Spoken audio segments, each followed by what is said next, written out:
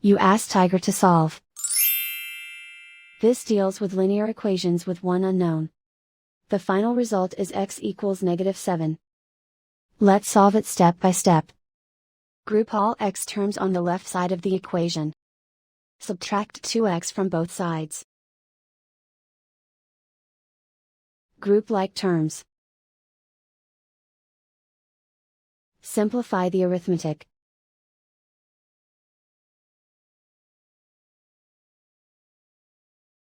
Group all constants on the right side of the equation. Subtract 7 from both sides.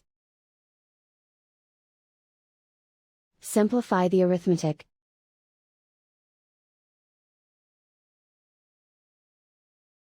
And so the final result is x equals -7.